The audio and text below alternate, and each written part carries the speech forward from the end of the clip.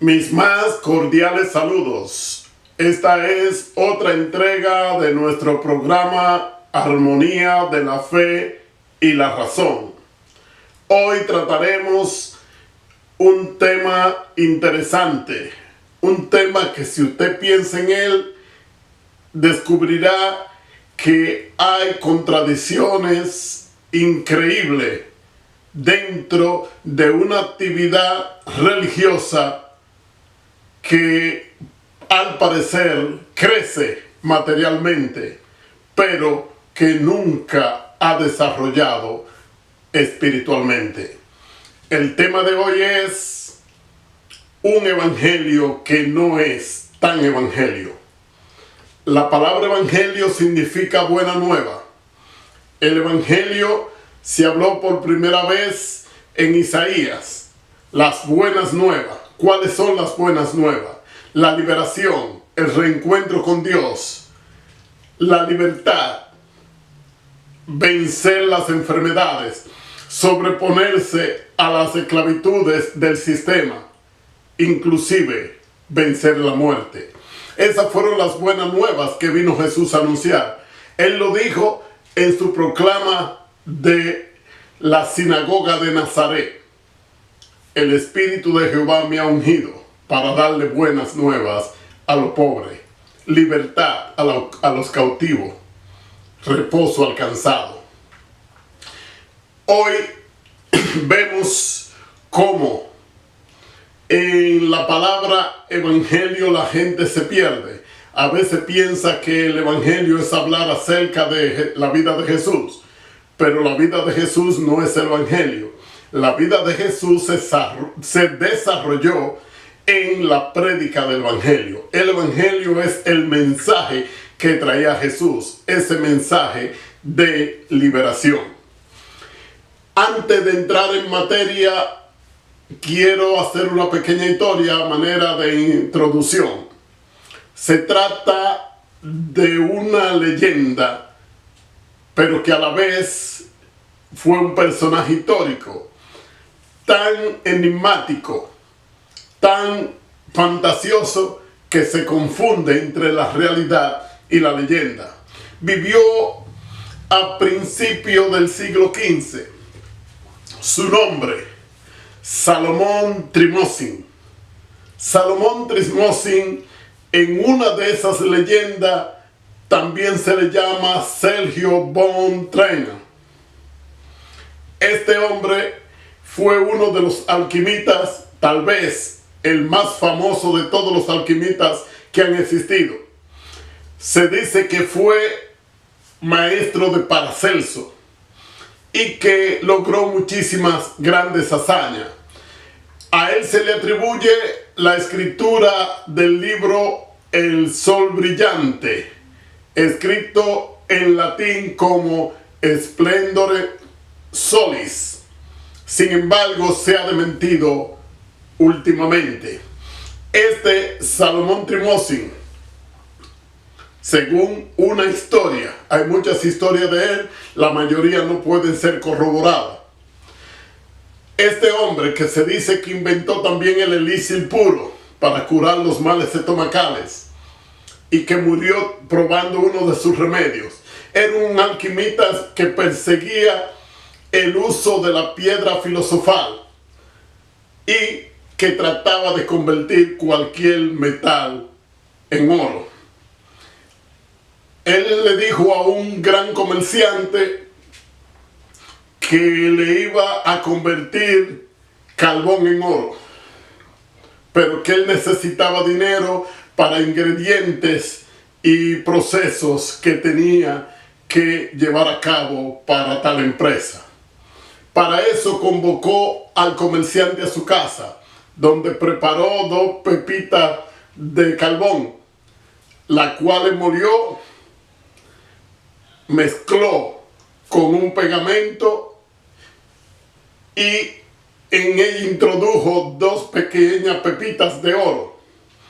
La puso entre otros carbones, hizo un conjuro, mezcló alguna sustancia, la echó en el fuego, quemó los carbones y voilà.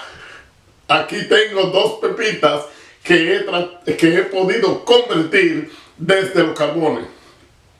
El comerciante le dio una gran fortuna para este proyecto, fortunas que él gastó en sí mismo y en sus proyectos de investigaciones de la alquimia. 1, 3 o 4 años más tarde, cuando el comerciante se cansó de esperar el resultado, lo llevó a la cárcel y Salomón Trimósin pasó 7 años presos. No pudo dar el oro que había prometido. Con las religiones actuales parece lo mismo. Tienen más de 2000 años ofreciendo el oro, las calles de oro, la ciudad de cristal.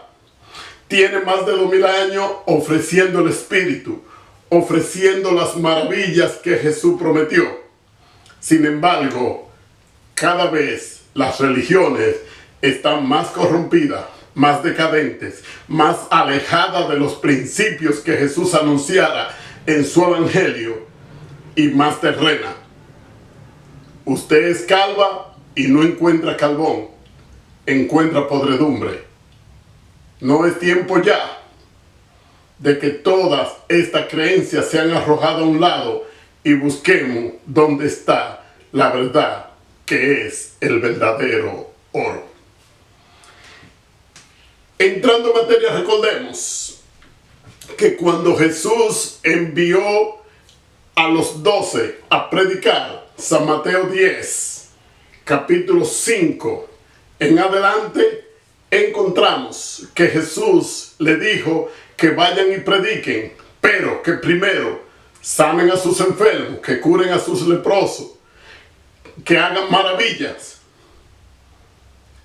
y que no lleven dinero consigo, ni doble ropa, ni nada, para que sean sostenidos en estas labores. Noten, Jesús le da una misión, pero también le da un poder. Les reparte una autoridad sobre las enfermedades, sobre los demonios. Y el pueblo respondería sosteniendo a estos mensajeros del evangelio. Cuando Jesús se va a despedir y le encomienda la comisión evangélica a los apóstoles reunidos, le dice más o menos lo mismo, que vayan y prediquen, pero que estas señales van a seguir a los que crean. Echarán fuera demonios, resucitarán muertos, lo morderán serpientes y no morirán, pondrán su mano sobre los enfermos y sanarán. Cosas que con un análisis serio son escasas o tal vez nulas en las religiones actuales. No estoy hablando de los shows que hacen para mostrar milagros entre comillas. Si alguien se considera un sanador de verdad, que vaya a los enfermos, que vaya a los hospitales y sanen. No necesita una gran auditoría, no necesita estar en un gran auditorio, no necesita estar frente a las cámaras de la televisión. Lo que necesita es enfermos y fe. Estas dos características que fueron dadas como encomienda de Jesús a sus discípulos deben verse en cualquier religión verdadera que diga ser cristiana. Una segunda característica, mucho más fácil, mucho más común, pero a la vez mucho más alejada de estas instituciones y de la humanidad, es la característica señalada por Jesús en Juan 13:35. Si os amáis unos a los otros, sabrán que sois mis discípulos. Para muchas religiones, la definición de ser cristiano es, por ejemplo, un nombre. Soy testigo de Jehová. Jehová es el verdadero nombre.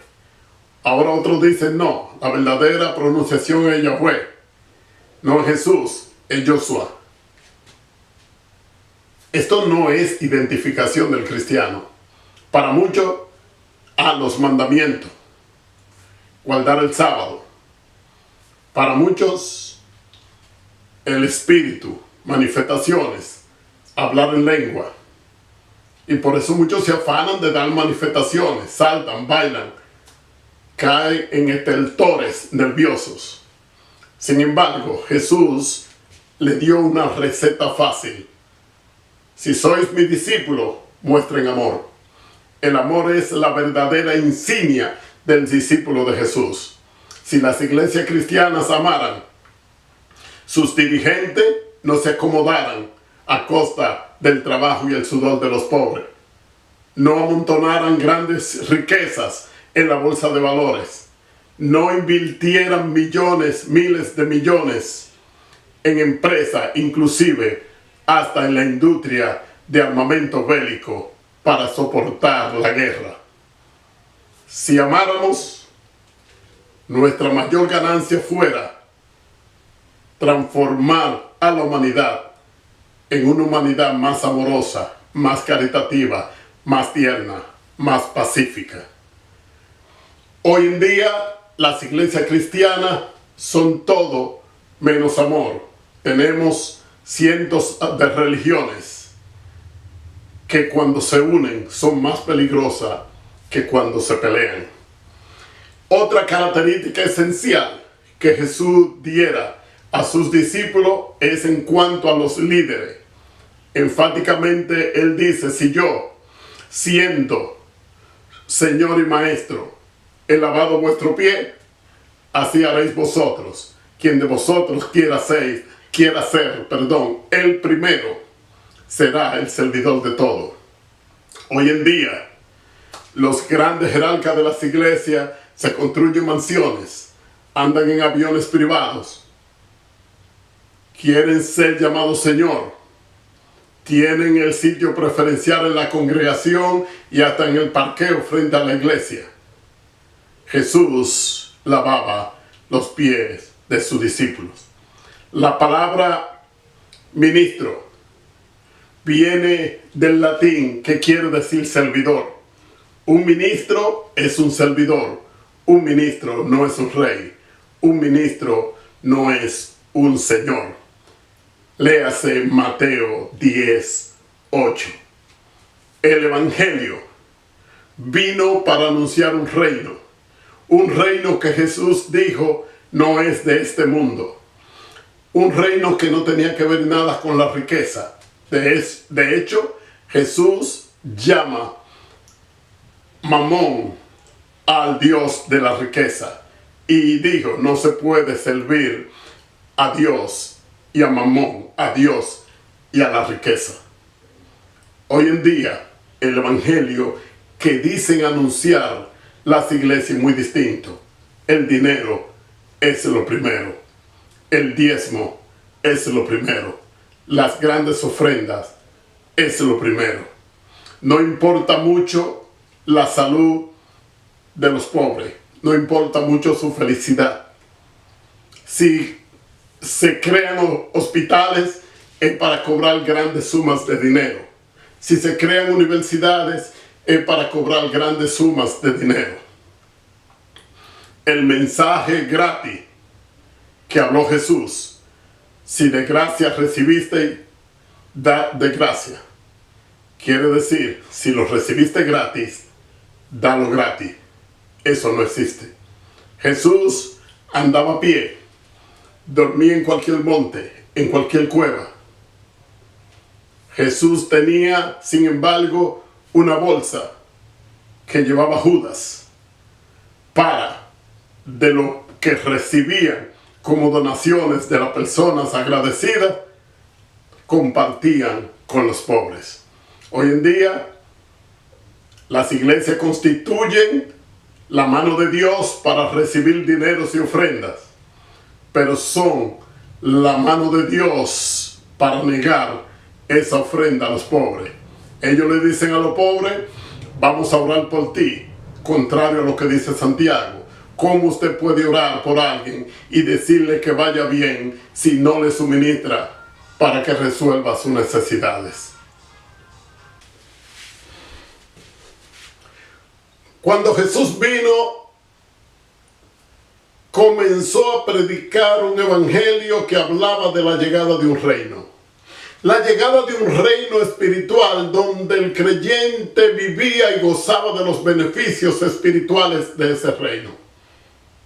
Jesús no pedía diezmo, tampoco lo vemos pidiendo ofrenda.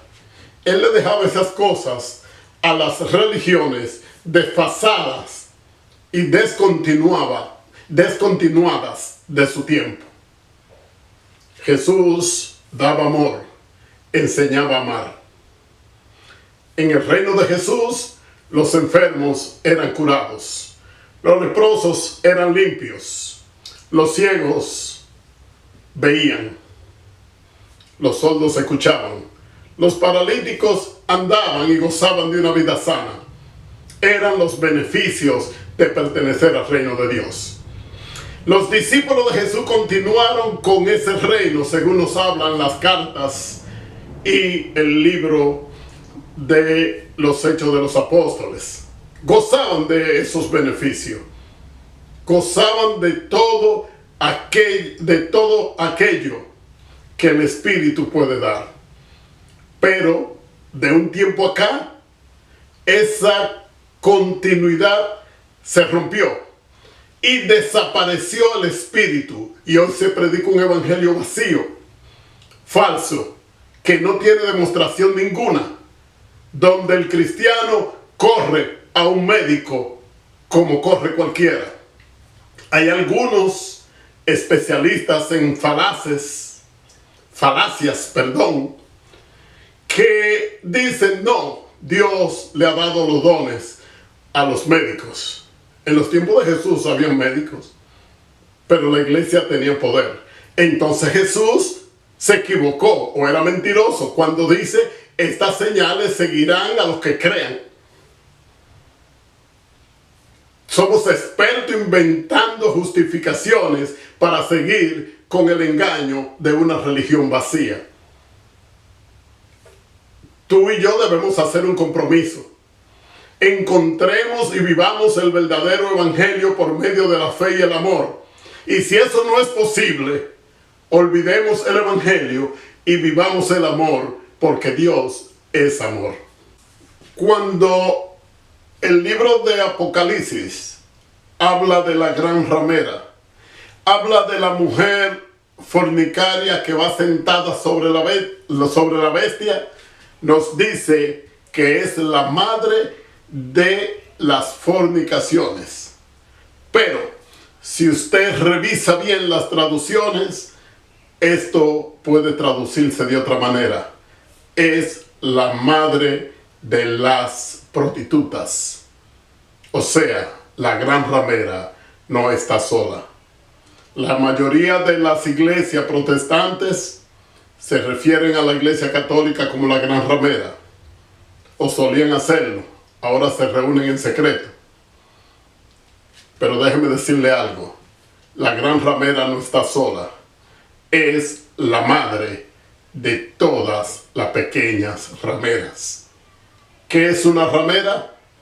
Alguien que vende su cuerpo. Alguien que vende su pudor. Que mancha su dignidad en la cama por dinero. Las rameras espirituales venden la verdad, la manchan, la marchitan, la tratuecan, la mezclan por dinero, por ganancia. El evangelio de Jesús no se hizo con dinero. El evangelio de Jesús no se hizo con poder. No se hizo con alianza con los gobiernos. El evangelio de Jesús se hizo con los pobres de la tierra. Se hizo con los afligidos. Se hizo con poder del Espíritu, sanando enfermos, resucitando muertos. El evangelio de Jesús llevó a su mentor, a su progenitor, a la cruz. Su reino no era de este mundo. Este mundo no podía entender ese reino. Ahora tenemos iglesias que se llevan muy bien y que tienen su reino en este mundo. Pregúntese